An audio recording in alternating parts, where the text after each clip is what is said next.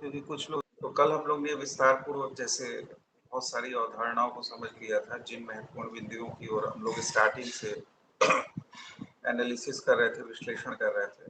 तो एक स्टेप हम लोग बढ़ चुके थे और जैसे कल भूमिका बनाई गई थी आज के क्लास की कि आज किन बिंदुओं की चर्चा की जाएगी। तो एक टॉपिक है जो आप लोग की पुस्तकों में दिया है कि शंकराचार्य के पूर्व अद्वैत वेदांत दर्शन, इस तरह का टॉपिक करके दिया हुआ है। तो उसमें कुछ दार्शनिक हैं जिनकी चर्चा की गई है, उनके कुछ विचार ऐसे हैं जो अद्वैत वेदांत को स्थापित कर रहे होते हैं और आदि गुरु शंकराचार्य के पूर्ववर्ती हैं। आप लोग में कभी-कभी यूजीसी नेट जेआरएफ में इनके कालक्रम को भी निर्धारित करने के लिए देता है और सही कालक्रम को देखने की कोशिश की जाती है और इससे संबंधित कुछ प्रश्न आप लोग के समक्ष आते हैं। तो अगर वो कभी क्रम आप लोग से पूछ दे यूजीसी नेट जेआरएफ में, तो आप लोग याद रखिएगा कि गौड़ पादाचार्य ये सबसे पहले आते हैं, जो आदि गुरु शंकराचार्य के जो गुरु थे गोविंद पदाचार्य, इनके गुरु थे। तो गौड़ पादाचार्य, गोविंद पादाचार्य, शंकराचार्य और लास्ट में शंकराचार्य के शिष्य आते हैं सुरेश्वराचार्य। ये गुरु शिष्य परंपरा का क्रम है। तो कभी कभी आप लोग में simple question UGC net JRF के पॉइंट ऑफ व्यू से ये पूछा जाता है आप लोग के लिए। तो अगर ये प्रश्न पूछा जाए तो इस क्रम में आप लोग इसको ध्यान में रखिएगा, ठीक है। तो कल जो हम लोग ने डिस्कस किया था, अगर थोड़ी सी उसकी भूमिका बना के आगे हम लोग पढ़ने की कोशिश करें, तो कल हम लोग ने डिस्कस किया था कि आदि गुरु जो शंकराचार्य हैं, वो एकमात्र ऐसे वेदांत के आचार्य हैं जिन्होंने प्रस्थान त्रयी के ऊपर भाष्य लिखा। प्रस्थान त्रयी मतलब उपनिषद, ब्रह्मसूत्र और गीता। इसमें भी जो उपनिषद का स्थान है उसको मूल स्थान माना गया है और बाकी सभी जो वेदांत के आचार्य हैं उन्होंने ब्रह्मसूत्र के ऊपर भाष्य लिख के अपने वेदांत के मतों की स्थापना की। इसकी चर्चा हम लोग कल किए थे। और उपनिषद में भी आप लोग जानते हैं कि अनेक उपनिषदों की चर्चा की जाती है, लेकिन प्रामाणिक ऑथेंटिक 11 उपनिषद माने गए हैं, जिसको आप लोग कंठस्थ से रखिएगा। ईस, केन, कट, प्रश्न, मुंडक, मांडुक्य, तैतरीय, ऐतरेय, छांदोग्य, बृहदारण्यक और श्वेताश्वतर उपनिषद। तो इतना आप लोग 11 उपनिषदों को कंठस्थ से रखिएगा।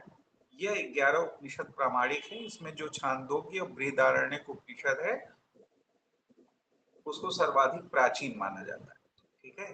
तो ये जो 11 उपनिषद है, प्रामाणिक उपनिषद है, इन 11 प्रामाणिक उपनिषदों के ऊपर भाष्य लिखा है आदि गुरु शंकराचार्य। इनमें भाष्य लिखा है किसने? आदि गुरु शंकराचार्य ने। और ब्रह्मसूत्र और गीता, इस पर यानी तीनों प्रस्थान त्रयी पर जो है इन्होंने भाष्य लिखकर अपने अद्वैत मत की स्थापना की है। ये कल भी हम लोग चर्चा किए थे। फिर हम लोग ने देखा था कि और जो इनका भाष्य है ब्रह्मसूत्र के ऊपर, उसका नाम आप लोग सुने होंगे, अक्सर आता है शारीरिक भाष्य, नाम सुने होंगे ना। ये आदि गुरु शंकराचार्य का ब्रह्मसूत्र के ऊपर भाष्य है, शारीरिक भाष्य है। तो ये भी आप लोग को मैच वैच कराने के लिए देता है, तो थोड़ा देख लीजिएगा। अभी तो ये थोड़ा सा फैक्चुअली है, अभी हम कॉन्सेप्ट की ओर बढ़ेंगे। और रामानुजाचार्य का कल हम लोग डिस्कस किया था कि इनका जो ब्रह्मसूत्र के ऊपर भाष्य है उसको कहते हैं श्री भाष्य, और इनका जो मत है उसको कहते हैं विशिष्टाद्वैत दर्शन। इसकी अवधारणा हम स्पष्ट करेंगे विशिष्टाद्वैत दर्शन की। और मध्वाचार्य है तो उनका है पूर्ण प्रज्ञ भाष्य, और इन्होंने जिस मत की स्थापना की उसको हम लोग द्वैत कहते हैं। इसके बाद आते हैं निम्बार्काचार्य, जिन्होंने वेदांत परिचात लिखा, ब्रह्मसूत्र के ऊपर भाष्य, और जिस मत की स्थापना की उसको कहते हैं द्वैताद्वैत। इसके बाद आते हैं वल्लभाचार्य, जिन्होंने अणुभाष्य लिखा ब्रह्मसूत्र के ऊपर, और जिस मत की स्थापना की उसे कहते हैं शुद्धाद्वैत। तो ये कल की अवधारणा थी, जो एक सामान्य अवधारणा हम आपके समक्ष प्रस्तुत किए। कल हम लोग ने इसकी चर्चा की थी और ये भी आप लोग को बताए थे कि ये जो गौड़ पादाचार्य हैं, उन्होंने मांडुक्य उपनिषद के ऊपर एक कारिका लिखी, प्रसिद्ध कारिका लिखी गौड़ पादाचार्य ने। ये शंकराचार्य के पूर्व जो अद्वैत वेदांत दार्शनिक है ना, उसमें वैसे कुछ नाम आपको और मिलेंगे पुस्तकों में, जैसे ऑर्डुलोमी, ये एक करके हुए हैं दार्शनिक, उनका नाम भी मिलता है। और आत्रेय का नाम भी आपको मिलता है। आत्रेय का नाम आप बौद्धिज्म में भी पाते हैं, ठीक है। तो इस तरह से कुछ नाम मिलेंगे, लेकिन ये स्ट्रक्चर्ड वे में किसी चीज को प्रस्तुत नहीं कर रहे थे, यानी स्ट्रक्चर्ड वे में किसी मत का प्रतिपादन नहीं कर रहे थे। ट्रेसेस थे इनमें अद्वैत मत के, इसलिए इनका कोई बहुत महत्वपूर्ण उल्लेख आपको सेकेंडरी पुस्तकों में नहीं मिलेगा और कहीं भी नहीं मिलेगा। जिनका स्ट्रक्चर्ड वे में अगर किसी का उल्लेख किया जाता है शंकराचार्य के पूर्व अद्वैत वेदांत दर्शन के संदर्भ में, तो वह नाम है गौड़पादाचार्य, जो कि आदि गुरु शंकराचार्य के गुरु गोविंद पदाचार्य के गुरु थे गौड़पादाचार्य।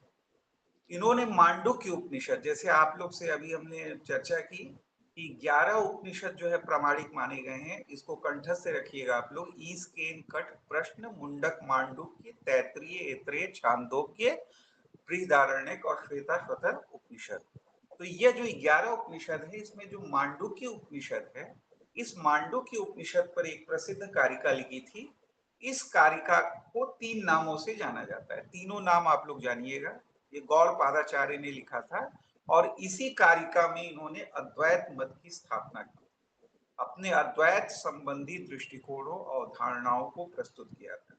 इस कारिका को 3 नामों से जाना जाता है, जो गौड़पादाचार्य ने मांडुक्य उपनिषद के ऊपर लिखा। कभी कभी आप लोग को लगता होगा एक ही चीज हम बार बार रिपीट कर रहे हैं, इसलिए करते हैं कि जब फैक्चुअल चीजें होती है तो बार बार रिपीट करने से यहाँ पर जो लोग भी क्लास ले रहे हैं, कुछ भी उनके चेतन और चेतन में जाएगा तो वो चीजें याद रह जाती हैं, ठीक है। तो इसीलिए एक दो बार रिपीटेशन किया जाता है कि आप लोग उसको क्लासेस में ही याद कर ले, और जब उसका दोहरा करें तो वह आपके चेतना में अच्छे से बैठ जाए, और कोई कारण नहीं होता, ठीक है। तो हम बार बार रिपीट कर रहे हैं कि मांडुक्य उपनिषद के ऊपर गौड़पादाचार्य ने जो कारिका लिखी, उसको 3 नामों से जाना जाता है। तीनों नाम आप लोग कंठस्थ से रखिएगा, याद रखिएगा अपनी चेतना में। एक नाम है जिसको कहते हैं मांडुक्य कारिका, यानी मांडुक्य उपनिषद के ऊपर जो कारिका लिखी उसको कहा जाता है मांडुक्य कारिका। एक नाम इसका आता है गौड़पाद कारिका, इस नाम से भी जाना जाता है क्योंकि गौड़पादाचार्य ने ही लिखी थी, तो इसे गौड़पाद कारिका भी कहते हैं। और एक नाम और आता है इसके लिए, जिसको हम लोग कहते हैं आगम शास्त्र। तो पहली 2 नाम तो आप लोग कॉमन सेंस से निकाल लेंगे, क्योंकि मांडुक्य उपनिषद के ऊपर कारिका लिखी गई तो मांडुक्य कारिका, गौड़पादाचार्य ने लिखी तो गौड़पाद कारिका। लेकिन तीसरा नाम आप लोग थोड़ा अवधान में रखिएगा, अवधान मतलब अपने अटेंशन में रखिएगा, कि इसको हम लोग आगम शास्त्र के नाम से भी जानते हैं, ठीक है।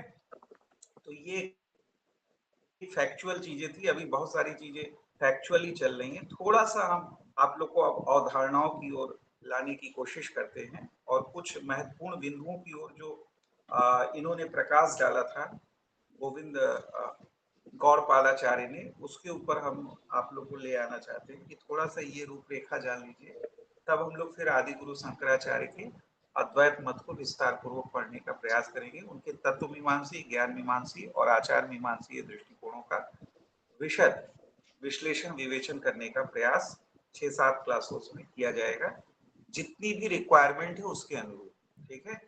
क्योंकि आप लोग शोध नहीं कर रहे हैं इस पे, नेट जेआरएफ की तैयारी के लिए आपको चाहिए, तो उसी लिमिटेशंस में रहते हुए हम लोग सारी चीजों को देखने की कोशिश करें।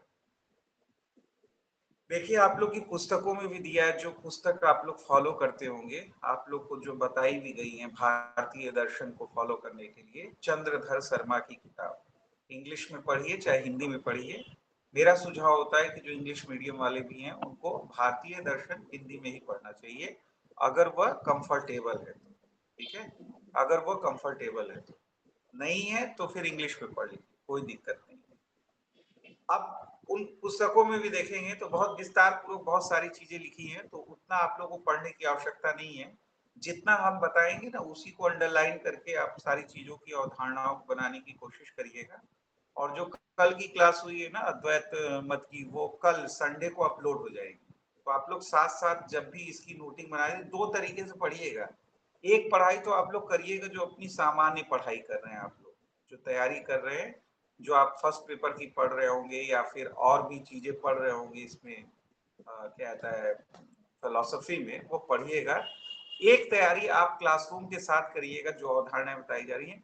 क्योंकि अगर क्लासरूम के साथ आधे एक घंटे आप घर पर अपने मेहनत कर लेंगे तो जितने पार्ट यहाँ पर पढ़ाए जा रहे हैं आपके क्लासरूम में, उस पर अलग से कोई मेहनत करने की आवश्यकता नहीं पड़ेगी, वो अपने आप में पूर्ण होगा। तो ये कोशिश करिएगा कि यहाँ पढ़ने के बाद आधे घंटे 45 मिनट देके इसकी नोटिंग वगैरह बना के एक अपनी अवधारणाएं अपने मन में रख लीजिएगा।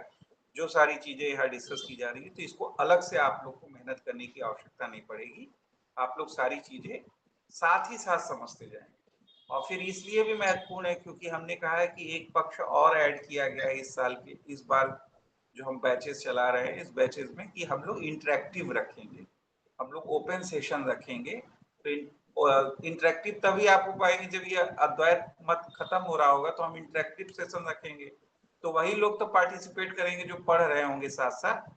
अगर यहाँ क्लासरूम में आके सत्यनारायण की कथा सुन के प्रसाद लेके और जो है सब हाथ झाड़ के चंदना अमृत लेके ऐसे हाथ झाड़ के निकल लेंगे तो फिर इंटरेक्टिव सेशन में सारी चीजें वो होगी नहीं, कुछ प्रश्न उठेंगे नहीं, हम जो प्रश्न उठाएंगे उसका उत्तर भी नहीं मिलेगा। ठीक है, तो आप लोग इसलिए सावधान रहिएगा कि साथ साथ पढ़ते भी रहिएगा जो यहाँ पढ़ाया जा रहा है, ताकि इंटरेक्टिव सेशन का जो उद्देश्य है वह पूर्ण हो सके।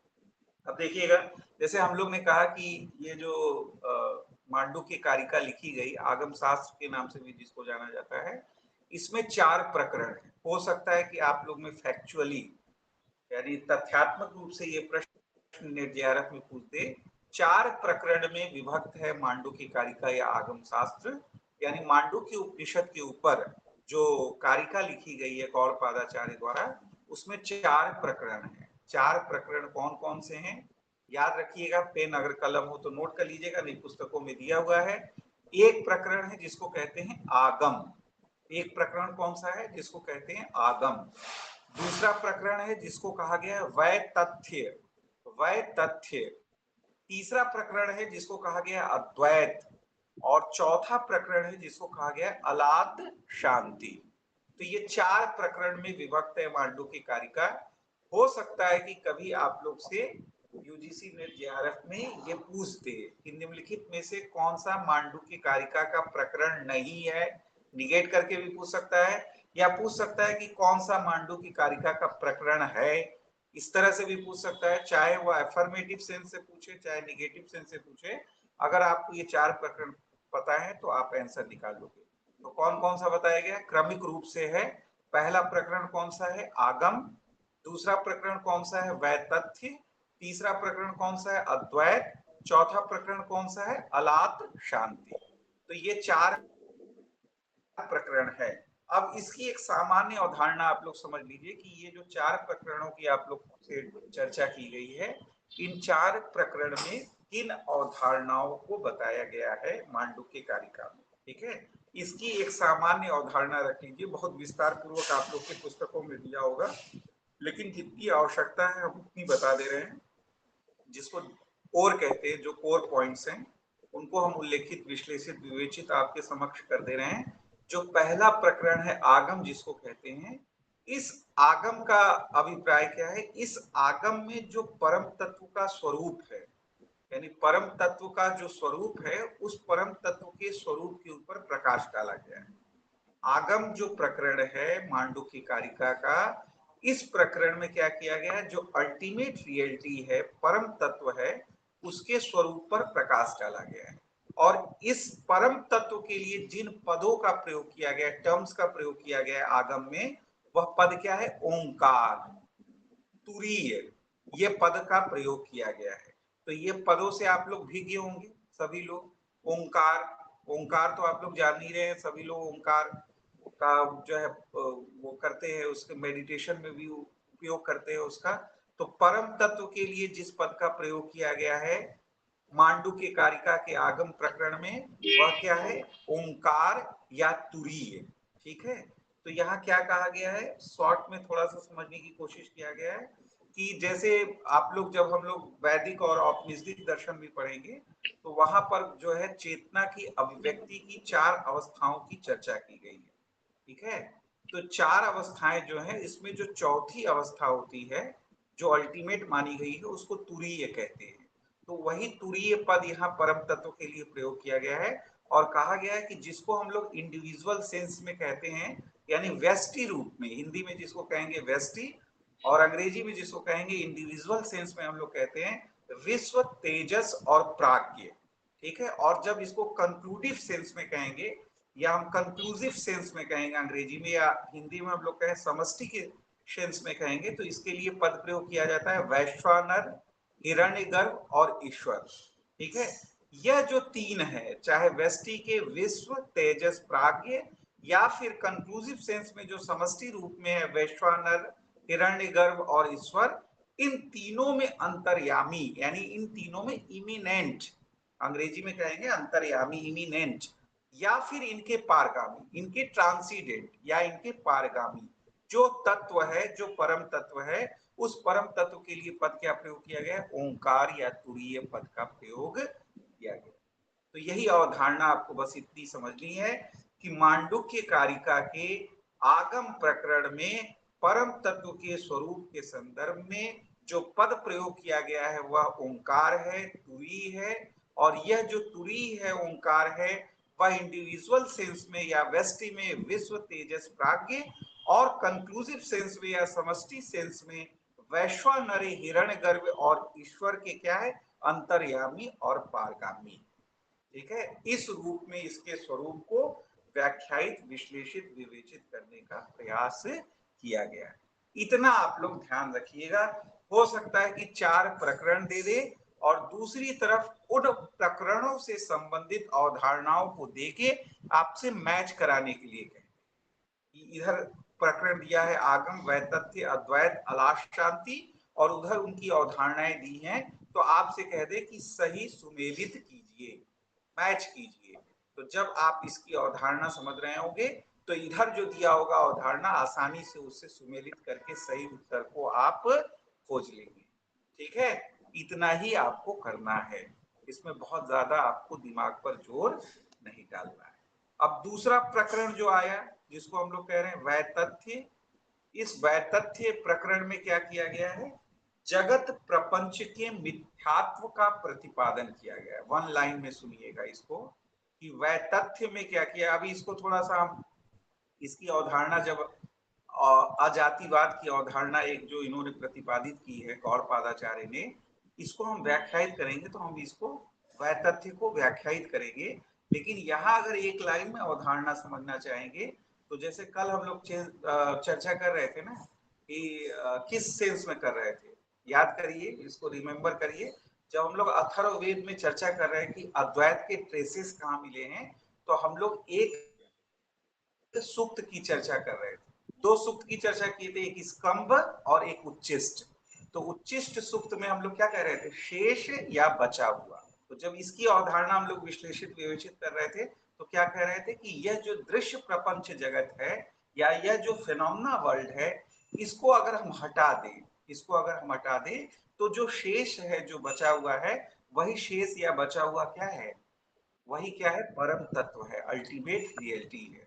तो उसी के संदर्भ में यह सूक्त था जिसको हम लोग कहते थे उच्चिष्ट सूक्त। तो यहाँ पर भी जो जगत प्रपंच है, इस जगत प्रपंच के मिथ्यात्व का प्रतिपादन किस प्रकरण में किया गया है? मांडुक्य कारिका के वैतथ्य प्रकरण में किया गया। तो यह अवधारणा आप जानिएगा। इधर अगर अवधारणा दी रहेगी, वैतथ्य इधर दिया है, तो उस तरफ अवधारणा दी जाएगी जगत प्रपंच के मिथ्यात्व का प्रतिपादन। आप फट से वैतथ्य के साथ जो है उसको मैच करा दीजिए। ठीक है, इसमें कोई इश्यू नहीं है। तीसरा प्रकरण नाम से स्पष्ट है, जो अद्वैत पद आ रहा है, अद्वैत।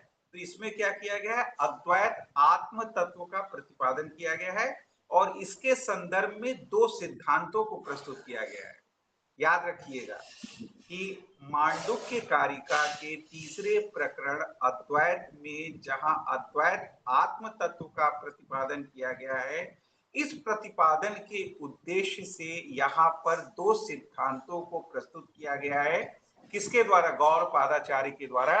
एक सिद्धांत है जिसको हम लोग कहते हैं अजातिवाद, और दूसरा सिद्धांत है जिसको हम लोग कहते हैं अस्पर्श योग। नाम याद रखिएगा। कौन से 2 सिद्धांत हैं? एक सिद्धांत है अजातिवाद और दूसरा कौन सा सिद्धांत है? अस्पर्श योग।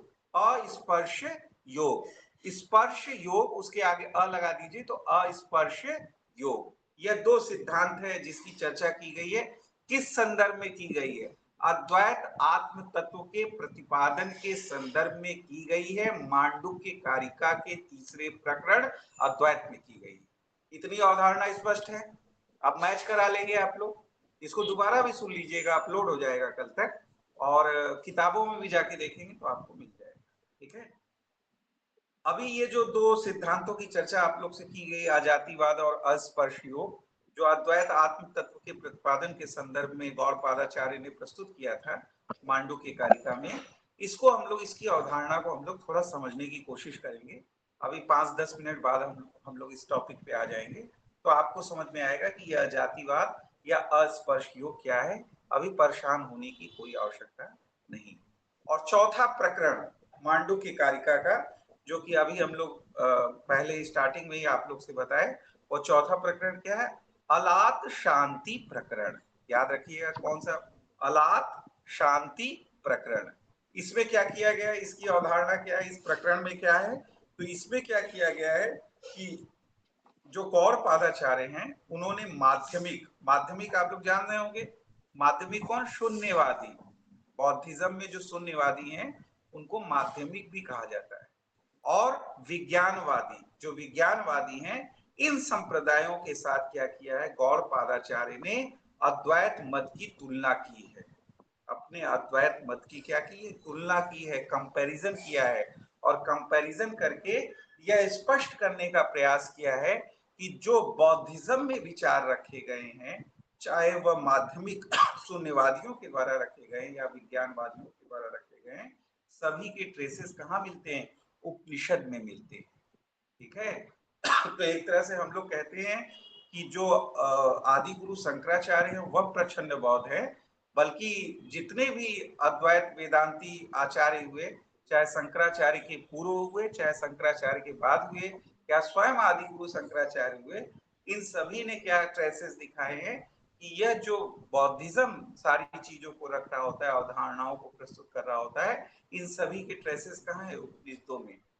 ठीक है, जैसे हम एक प्रश्न आप लोग से पूछते हैं, जब हम लोग बौद्धिज्म पढ़ते हैं तो हमेशा ये प्रश्न हम लोगों से पूछते हैं, और रिकॉर्डिंग में भी पढ़ा होगा, जब अभी अपलोड हो जाएगा कुछ दिन में, जो लोग बौद्धिज्म रिवीजन करेंगे उस वीडियो को सुनेंगे, तो उसमें एक प्रश्न है, हम बार बार पूछते हैं, बार बार पूछते हैं कि जो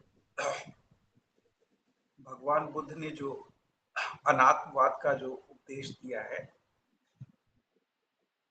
या ये क्या औपनिषदिक आत्मवाद का खंडन है? ये प्रश्न हम हमेशा पूछते हैं। एक बहुत महत्वपूर्ण अवधारणा है, इसकी चर्चा हम लोग ने बौद्धिज्म में की है। प्रश्न आप लोग सुन लीजिएगा, अभी उस पर हम आएंगे नहीं, क्योंकि फिर हम जो हम लोग अभी टारगेट लेके चल रहे हैं उससे भटक जाएंगे। प्रश्न ये है कि हम ये पूछते हैं हमेशा जब भी पढ़ रहे होते हैं, पुस्तकों में भी इसकी चर्चा की गई है, अगर आप लोग पढ़ेंगे तो दिया है विस्तार पूर्वक, CD शर्मा में भी दिया है, कि क्या हम ये कह सकते हैं कि भगवान बुद्ध ने जिस अनात्मवाद के सिद्धांत को प्रस्तुत किया, यह औपनिषदिक आत्मवाद का खंडन करता है।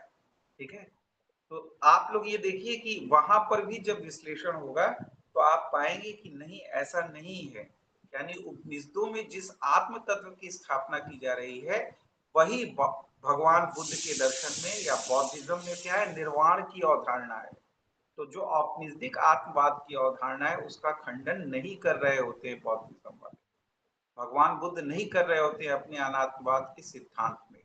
ठीक है, वह जिस चीज का खंडन कर रहे होते हैं, एक तात्विक जीवात्मा होती है, व्यवहारिक जीवात्मा होती है, जिसको हम लोग ज्ञाता कर्ता भोक्ता के रूप में स्वीकार कर रहे होते हैं, उसका खंडन कर रहे होते हैं। क्यों खंडन कर रहे होते हैं, इसका भी विश्लेषण विवेचन हमने उस क्लास में किया था। क्योंकि हम 4 प्रकार के क्लेश में चले जाते हैं। अगर हम नित्य आत्म तत्व में विश्वास करने लगे तो हम 4 प्रकार के क्लेश में चले जाते हैं, जिसको हम लोग कहते हैं आत्म दृष्टि, आत्ममान, आत्म मोह और आत्म जो है चार प्रकार के क्लेश होते हैं। आत्म दृष्टि, आत्ममान, आत्ममोह और एक और है कोई। ये 4 प्रकार के क्लेशों के कारण जो है हम बंधन में चले जाते हैं। ठीक है, तो ये 4 प्रकार के क्लेशों से बचने के लिए उन्होंने कहा कि हमें किसी नित्य आत्म तत्व में विश्वास नहीं करना चाहिए। और उन्होंने आत्म तत्व को क्या कहा, पंच स्कंदों के संघात के रूप में व्याख्यायित विवेचित किया। ठीक है, बार बार आप लोग से पूछा जाता है रूप, संज्ञा, वेदना, संस्कार और विज्ञान, इन्हीं पंच स्कंदों के संघात के रूप में उन्होंने कहा कि यही आत्म तत्व के रूप में व्याख्यायित विवेचित किया जाता है।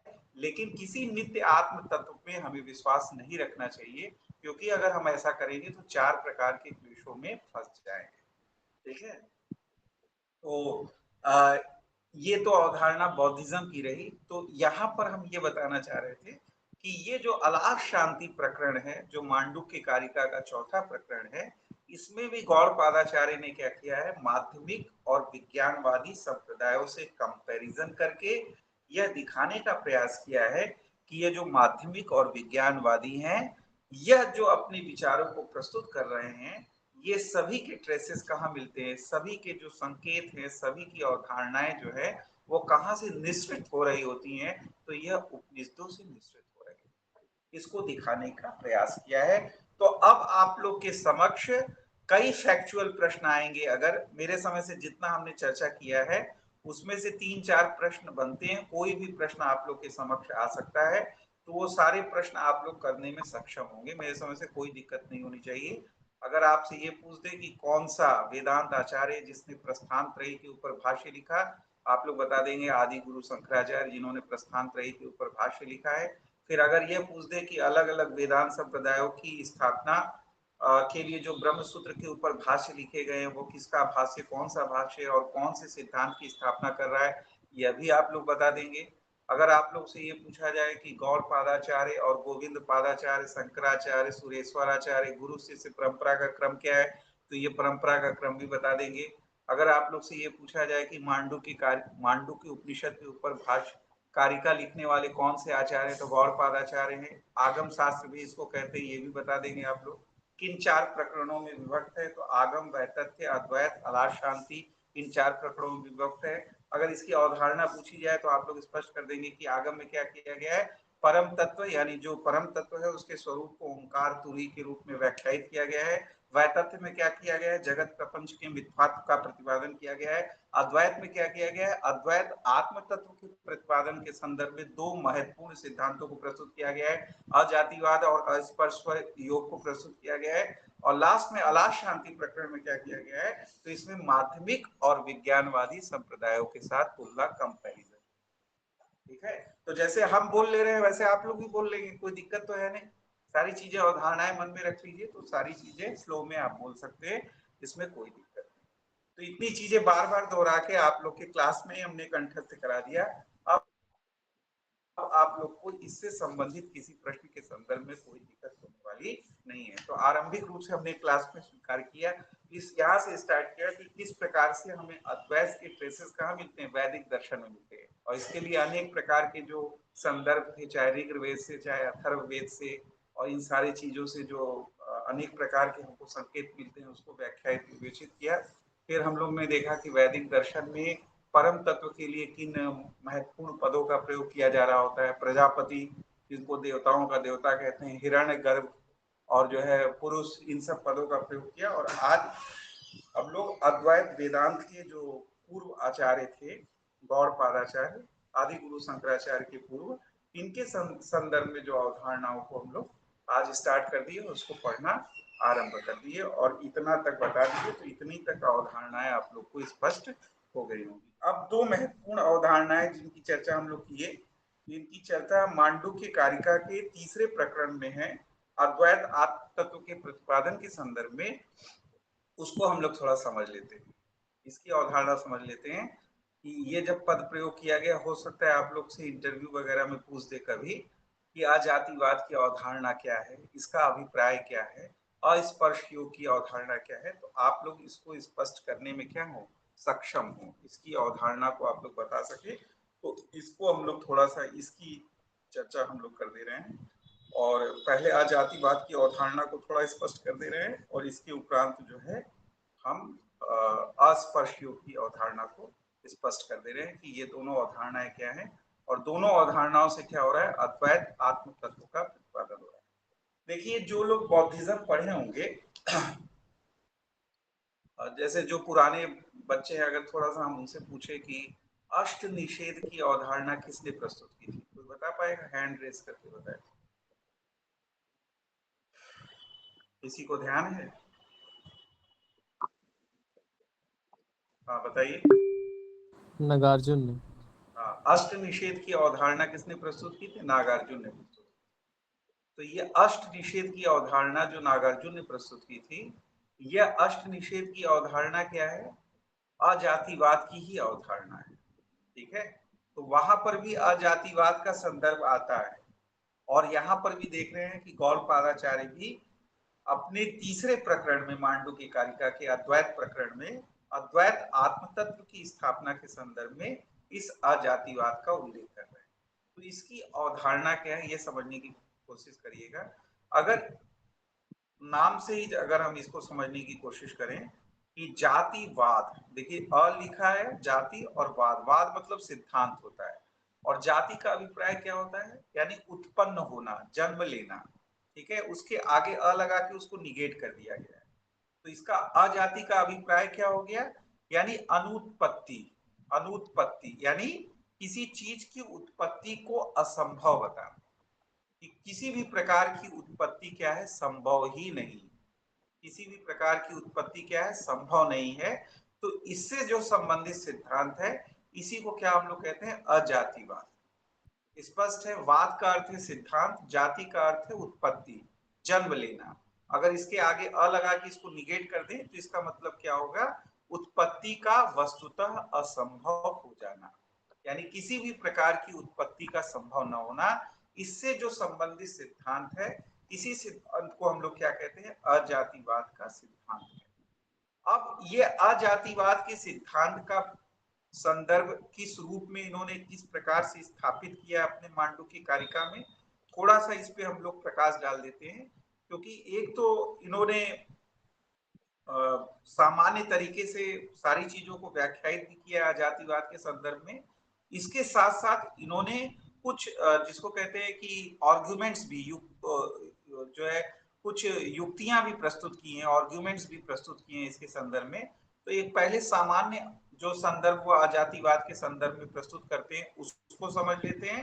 फिर जो वो कुछ आर्गुमेंट्स भी प्रस्तुत कर रहे होते हैं अजातिवाद के संदर्भ में, उसको भी समझ लेते हैं, दोनों को समझ लेते हैं।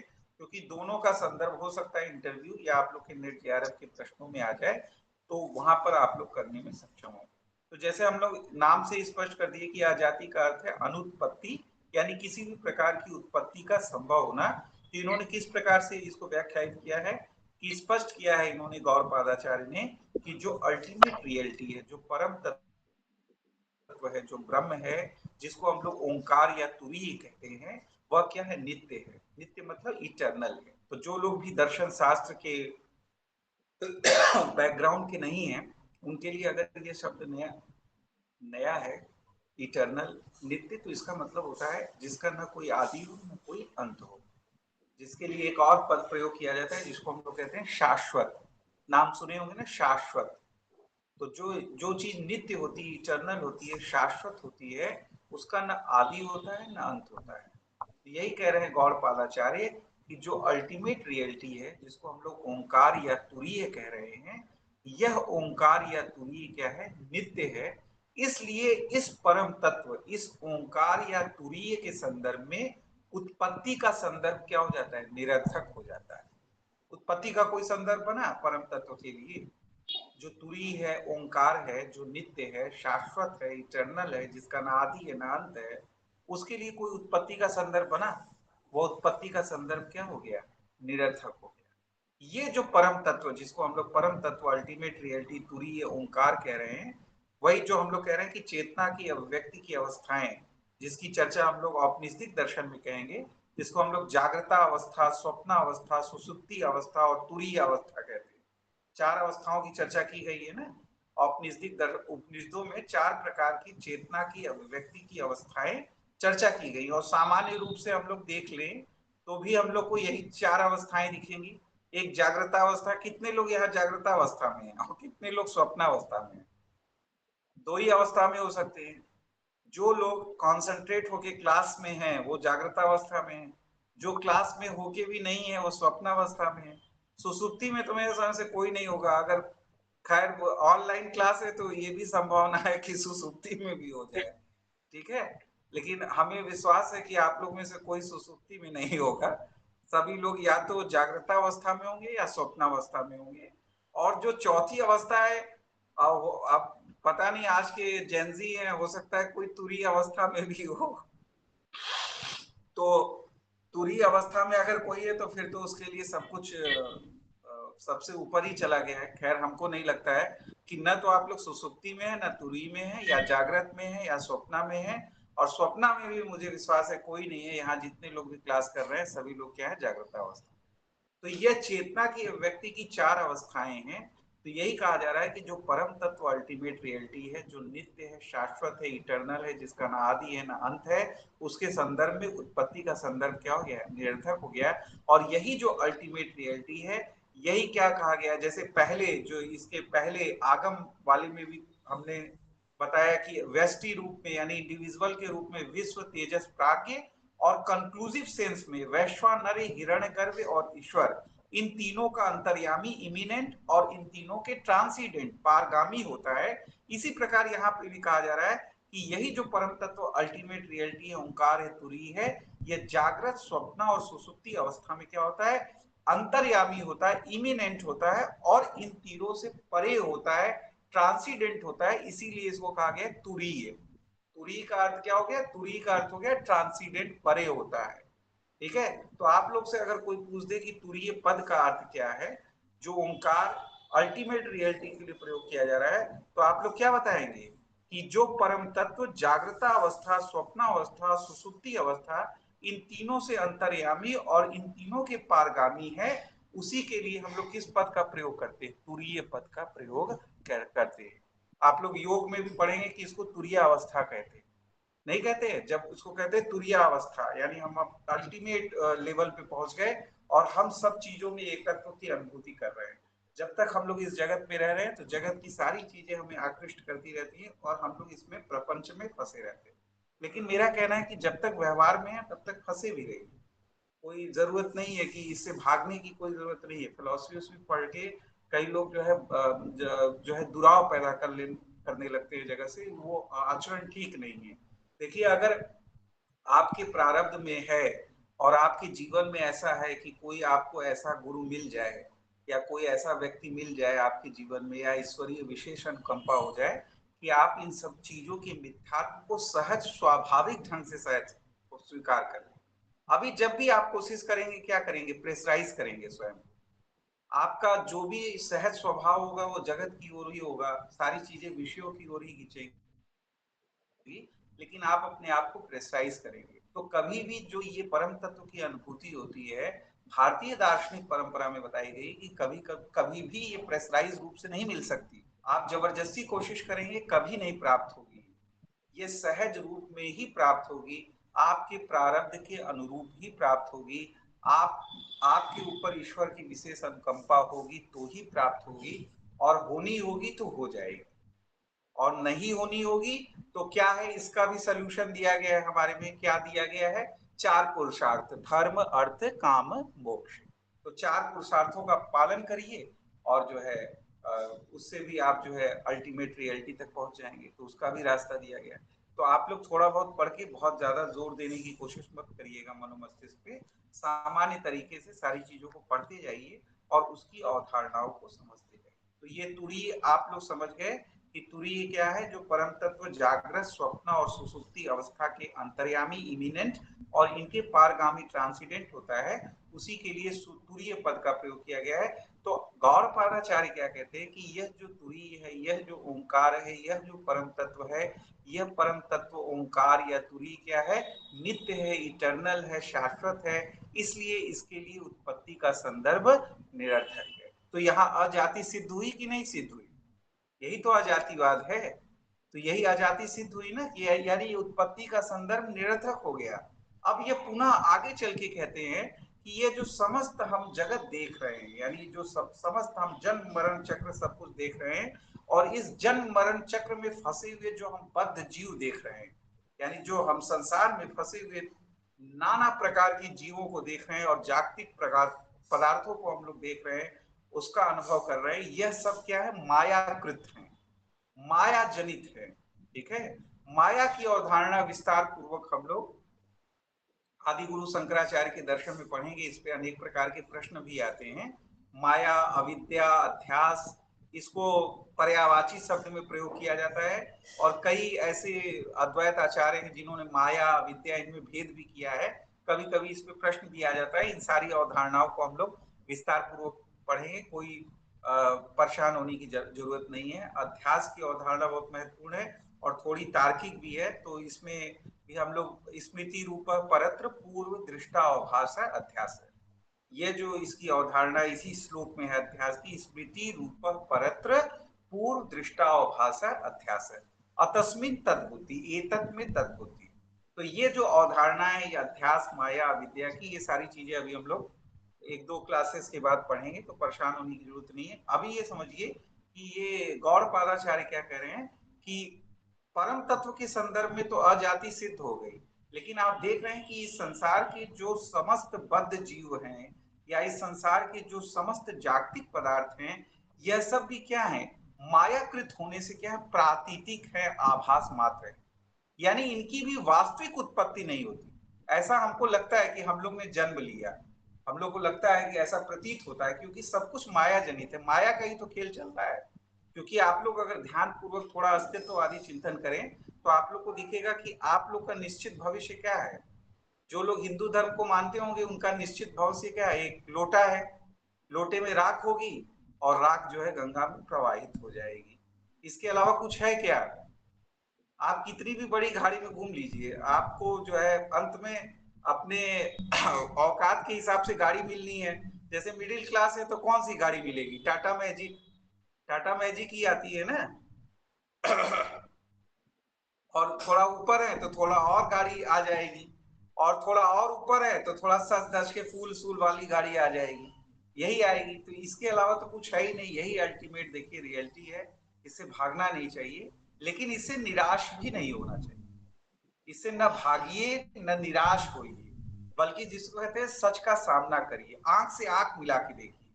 तो जिंदगी जो आपको मिली है, जिंदगी से आंख मिला के देखिए, इससे भागने की आवश्यकता नहीं है। अगर आपको ऐसा लगता है कि यही मेरा निश्चित भविष्य, इसका मतलब क्या है? आप प्रति क्षण, हर एक क्षण को आनंद में व्यतीत करिए। किसी प्रकार की अनावश्यक चिंता, अनावश्यक इधर उधर के चक्करों में फंसने की आवश्यकता नहीं है। हर एक क्षण को आनंद के क्षण के रूप में स्वीकार करते हुए अपने कर्तव्यों का निर्वहन करते रहिए। यह सीख मिलती है। और यही जब हम लोग अस्तित्ववादी दार्शनिकों को पढ़ेंगे वेस्टर्न फिलॉसफी में, तो वह भी इसी का संकेत कर रहे होते हैं। जैसे वहां के अस्तित्ववादी दार्शनिक क्या कहते हैं कि हमें मानवीय अस्तित्व की सर्वाधिक प्रामाणिक अनुभूति कहाँ होती है? शमशान घाट में। शमशान घाट में ही सबसे प्रामाणिक अनुभूति होती है, क्योंकि जब हम वहां अनुभूति के लिए जा रहे होते, देख रहे होते वहां, तो हमें एक शून्यता की अनुभूति हो रही होती है। हम सारी चीजों को, सारी चीजें, सारे प्रकरण, सारा संसार हमको एक साथ दिखाई दे रहा होता है। लेकिन आप ये भी जान लीजिए कि कई लोग हमारी थोड़ा सा हम हट जा रहे हैं 2 मिनट उससे, कि कई लोग बहुत जबरदस्त होते हैं, यानी उनका व्यक्तित्व तो बहुत प्रखर होता है। जैसे आप कह रहे हैं ना कि शमशान घाट में सुनीता की अनुभूति होती है। जब हम अपने कॉर्पोरेट लाइफ में थे तो हमारी बहुत सारे एजेंट्स की टीम थी, इंश्योरेंस सेक्टर में थे। हमारा एक ऐसा एजेंट था जो इतना तगड़ा मतलब व्यक्तित्व था कि वो शमशान घाट में भी जाके बीमा कर रहा होता था। आपको आश्चर्य होगा, इधर लाश जल रही है और उधर उसको चिंता रहती थी बीमा की। फोन कर देता था, हम पूछते थे कि अरे कहाँ है? अरे आए हुए डेड बॉडी है हमारे रिश्तेदार की। तो हम तब रखिए फोन, कहे नहीं नहीं, अरे यार वो बीमा फंसा हुआ है भैया, देख लीजिए बहुत जरूरी है। तो वो व्यक्ति वहां पर भी लगा रहता था। तो ऐसे लोग भी जोरदार होते हैं कि उनको वहां पर भी सारी चीजें उसी रूप में दिखाई दे रही होती है और उनसे वो कोई प्रभावित नहीं होते हैं। और आप लोग देखिएगा कि जो कुछ प्रोफेशंस होते हैं, जैसे डॉक्टर का हो गया, या खासकर शमशान घाट के आसपास जो लकड़ियां वगैरह बेचते रहते हैं, उनके वो हैबिचुअल हो जाते हैं, उनके लिए कोई प्रभाव नहीं पड़ता, वो रोज का है। और आप लोग जानते हैं कि काशी तो विशिष्ट स्थान रखता है ना। काशी में इधर कचौड़ी चल रही है और उधर से डेड बॉडी राम नाम सत्य गुजर रहा है। ठीक है भैया, थोड़ा साइड होके, वो नहीं जान रहे कि हमरो ये परिणित होना है, अभी तो खा लो कचौड़ी। हमारी परिणति ये क्या होनी है, राम नाम सत्य होनी है। तो अब यहाँ पर देखिए कि ये सब जो हम ये सब क्यों बता रहे हैं, हम इसलिए बता रहे हैं कि ये सब भी वास्तविक नहीं है, ये सब भी मायाकृत है। तो इससे बहुत ज्यादा अटैचमेंट रखने की जरूरत नहीं है। तो जब यह सब आभास मात्र है, प्रतीति मात्र है, तो एक प्रकार से क्या हो गया, यहाँ भी उत्पत्ति का संदर्भ क्या हो गया, निरर्थक हो गया। उत्पत्ति का संदर्भ क्या हो गया, निरर्थक हो गया। तो यहाँ पर भी अजातिवाद ही तो सिद्ध हो रहा है, क्योंकि वास्तविक उत्पत्ति का संदर्भ ही नहीं बन रहा है, सब कुछ आभास मात्र है, प्रतीति मात्र है। तो कैसी उत्पत्ति, ठीक है। तो यहाँ पर भी अजातिवाद का जो अवधारणा है वो सिद्ध होती है परम तत्व के संदर्भ में भी, और इस बद्ध जीव और जागतिक पदार्थों के संदर्भ में भी अजातिवाद क्या होता है, सिद्ध हो जाता है। ठीक है। इसी प्रकार कहते हैं कि ये जो समस्त हमें सृष्टि दिखाई दे रही है, यह भी क्या है, वास्तविक में होके क्या है, माया जनित, माया से जनित, माया से रचित भ्रांति के रूप में होता है। इसलिए हम इसकी भी वास्तविक उत्पत्ति स्वीकार नहीं कर सकते। तो इस प्रकार से वह अजातिवाद के माध्यम से अद्वैत परम तत्व की स्थापना करते हैं मांडुक्य कारिका के तीसरे प्रकरण अद्वैत में। इतनी बात समझ में आ गई? इतनी बात समझ में आ गई? ठीक है। इसको आप लोग दोबारा भी सुन लीजिएगा और जाके पुस्तक को पढ़िएगा, तो ये सारी चीजें दी गई हैं। थोड़ा सा सावधान रहिएगा ना कि सीडी शर्मा बहुत कुछ बहुत डिटेल में लिखा रहता है। ठीक है। तो बहुत डिटेल में लिखने से नहीं होता है, जो उसका जो कोर है ना वही आपको जानना है और वही सब पूछेगा। तो बहुत किताबों को देख के, किताबी भाषा को देख के बहुत ज्यादा प्रभावित होने की आवश्यकता नहीं है, और किसी प्रकार का डर, भय, संशय लेने की आवश्यकता नहीं है। ठीक है। जितना आपको यहाँ पढ़ाया जा रहा है ना, वही सारे बिंदु आपको वहां पे अंडरलाइन करके केवल वही देखना है, बाकी चीजें आपको ध्यान में नहीं देनी है, उससे आपको कोई खास मतलब नहीं रखना है। क्योंकि हम बार बार क्लासेस में एक आईएएस के टॉपर की चर्चा हमेशा करते हैं। जब मैं खुद भी 1-2 साल लगा हुआ था सिविल सर्विसेज में, तो एक बार हमने एक कोचिंग क्लास में हम लोग गए थे, तो वहाँ कोई आईएएस टॉपर था उस कोचिंग क्लास का, ऑल इंडिया टॉप किया था। तो उसने 2 महत्वपूर्ण बिंदुओं की चर्चा की थी, जो हम अपने स्टूडेंट्स को भी बताते हैं क्लासरूम में। एक चर्चा ये की थी, पहली चीज कि यह जानने से आवश्यक, जानने से ज्यादा आवश्यक यह जानना है कि क्या पढ़ना है, इससे ज्यादा आवश्यक यह जानना है कि क्या नहीं पढ़ना है। याद रखिएगा, इसको नोट कर लीजिए कि आप लोग जितने लोग भी किताबों को देख के परेशान होते हैं, कि किताबों की शब्दावली को देख के आप लोग को फ्रस्ट्रेशन महसूस होता है कि दर्शन ये है, वो दर्शन वो है, दर्शन में ये वो ये नोट करके रख लें कि जो पढ़ना है उससे ज्यादा महत्वपूर्ण यह जानना है कि जो नहीं पढ़ना है। क्योंकि जो नहीं पढ़ना है वो 80% है, और जो पढ़ना है वह केवल 20% है। तो आपका ध्यान कहाँ होना चाहिए, अर्जुन की तरह आपका मछली की आंख की ओर होना चाहिए, यानी 20% पे होना चाहिए जो आपको पढ़ना है, जो चीजें आपको यहाँ पे चर्चा की जा रही है। बाकी चीजों को आप हटाते हुए चलिए। जब आप शोध करिएगा, जब आप रिसर्च करिएगा, मान लीजिए अद्वैत के ही किसी सिद्धांत के ऊपर, या मांडुक्य कारिका पे भी शोध कर सकते हैं, कि नहीं कर सकते, कर सकते हैं। मांडुक्य कारिका पे शोध कर सकते हैं। तो जो लोग मांडुक्य कारिका पे शोध करेंगे वह फिर विस्तार पूर्वक इन सारी चीजों का विश्लेषण विवेचन करेंगे। उनके लिए ये सब सारी चीजें जानने की आवश्यकता है। आपके लिए एक सामान्य तरीके से सारी चीजों को पढ़ना है, उसकी अवधारणाओं को ग्रैप्च करना है। ठीक है। तो आप लोग इस सारी चीजों को, एक महत्वपूर्ण बात तो उसने ये कहा था टॉपर ने कि क्या पढ़ना है से ज्यादा जरूरी है कि यह जानना कि क्या नहीं पढ़ना है। दूसरी चीज उसने कही थी कि आप इस प्रकार से तैयारी करो कि हर एक सिलेबस में लिखे हुए पद की अवधारणा को व्याख्यायित, विवेचित, संप्रेषित करने की क्षमता आप में। 3 पद कौन सा प्रयोग किए हम, व्याख्यायित, एक्सप्लेन कर सको, विवेचित, उसकी एनालिसिस कर सको, विश्लेषण कर सको, और संप्रेषित कर सको, यानी उसको कम्युनिकेट कर सको। यह 3 क्षमता होनी चाहिए किसके संदर्भ में, सिलेबस में लिखे हुए हर एक पद के संदर्भ में होनी चाहिए। अगर आप यह करने की क्षमता पैदा कर लिए तो आपको सफल होने से कोई रोक नहीं सकता। ठीक है। ये मेरी गारंटी है। इतना समझ में आ गया आप लोग को?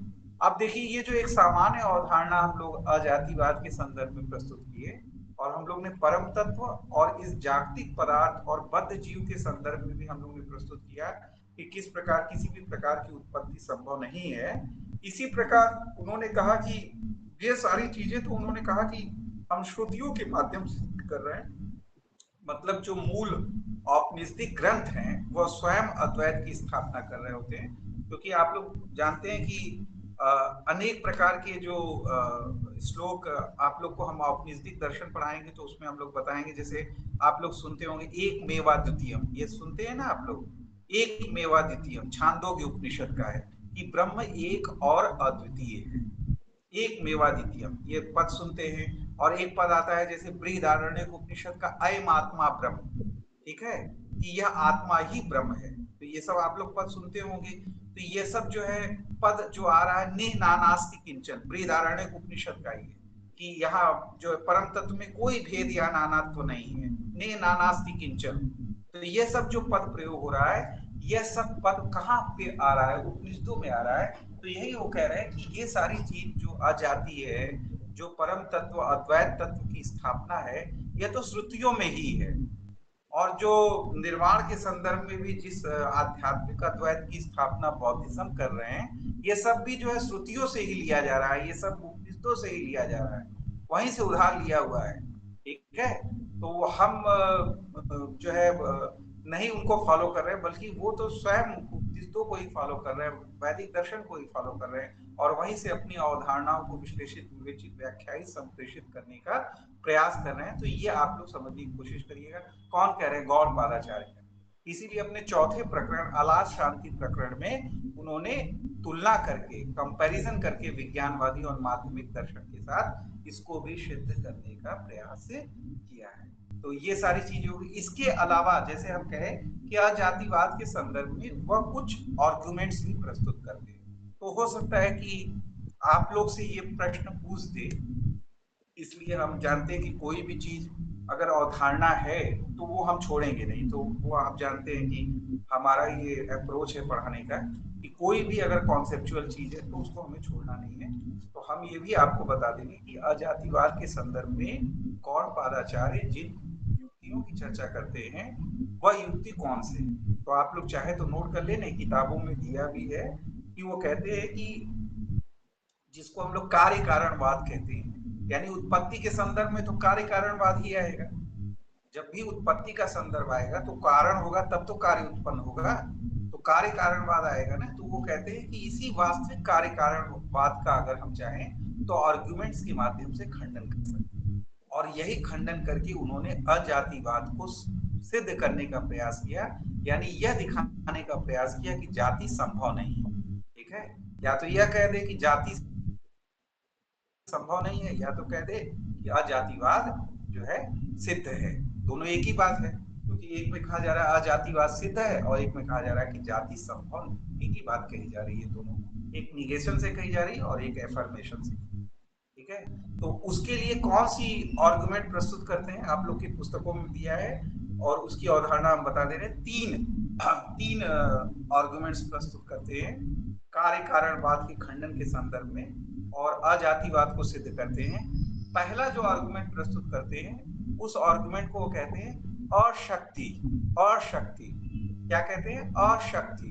शक्ति जानते ही होंगे, पावर, और उसके आगे अ लगा के उसको निगेट कर दीजिए, ठीक है, तो उसको कहेंगे अशक्ति। एक पद प्रयोग करते हैं, एक आर्गुमेंट देते हैं जिसके लिए पद प्रयोग करते हैं, वह नोट कर लीजिएगा, वो क्या है? अपरिज्ञान। क्या है? अपरिज्ञान। परिज्ञान के आगे अ लगा के उसको निगेट किया जा रहा है, अपरिज्ञान। और तीसरा जो आर्गुमेंट वो प्रस्तुत करते हैं कार्य कारणवाद के खंडन के संदर्भ में और जाति संभव नहीं है इसको सिद्ध करने के संदर्भ में, उसको कहते हैं वह क्रम कोश। क्रम कोश, क्रम मतलब जानते हैं सीरीज होता है, तो क्रम कोश, ठीक है। तो यह तीन आर्गुमेंट प्रस्तुत करते हैं। हो सकता है आप लोग से इंटरव्यू में या नेट जेआरएफ में यह पूछ दे, आप लोग से ये आस्क कर दे, पूछ दे, तो आप लोग उत्तर देने में सक्षम रहिएगा। अब इसकी अवधारणा समझ लीजिए कि ये तीनों की अवधारणा क्या है जो बता दिया गया है। अशक्ति में वो क्या कहते हैं? वो कहते हैं कि जो कारण होता है उस कारण में किसी भी कार्य को उत्पन्न करने की शक्ति ही नहीं होती, ठीक है। और न ही जो कार्य हम उत्पन्न करते हैं उस कार्य में भी फर्दर किसी कार्य को उत्पन्न करने की शक्ति होती है, क्योंकि अगर इस कोई शक्ति होती है तो हम इसको सिद्ध नहीं कर सकते, इसका हमें कोई अनुभव नहीं होता कि ऐसी कोई शक्ति होती है। आपको याद होगा जब ह्यूम हम लोग पढ़ते हैं, ह्यूम का संशयवाद पढ़ते हैं, क्योंकि आप लोग जानते हैं कि ये जो नागार्जुन है, संशयवादी हैं, और ये सब जो प्रस्तुत किया जाता है ना, ये कार्य कारणवाद का खंडन, ये सारी चीजें यहाँ संशय ही आ रहा होता है। तो आप लोग कार्य कारणवाद के खंडन में ह्यूम में भी देखते तो आप लोग इससे देखिए कि भारतीय दर्शन की प्रखरता कितनी है, जो बहुत कालांतर में इन लोग बात कर रहे होते हैं। भारतीय दार्शनिक उसके वर्षों हजारों वर्षों पूर्व भी उन सारी चीजों को प्रस्तुत कर रहे होते हैं। तो आप लोग देख रहे होते हैं कि वहां भी कार्य कारणवाद के खंडन के संदर्भ में ये कह रहे होते हैं ह्यूम कि जैसे हम कहें कि एक गेंद दूसरे गेंद को धक्का देता है तो दूसरी गेंद आगे बढ़ जाती है, तो दूसरी गेंद के आगे बढ़ने का कारण क्या है? पहली गेंद है, ठीक है। तो यहाँ पर भी वो क्या ह्यूम कहते हैं कि हमें तो कोई चीज का अनुभव नहीं हुआ कि कोई ऐसी शक्ति गई जो उसमें चली गई, ठीक है। वो ह्यूम कहते हैं वो ठीक है, साइंस नहीं कहेगा, साइंस कहेगा कि वहां पे दोनों में जो है संपर्क हुआ और उससे एनर्जी का ट्रांसमिशन हुआ। जो दार्शनिक कह रहे हैं, जिस सेंस में कह रहे हैं उसको समझने की कोशिश करिए, वो संशय कर रहे हैं।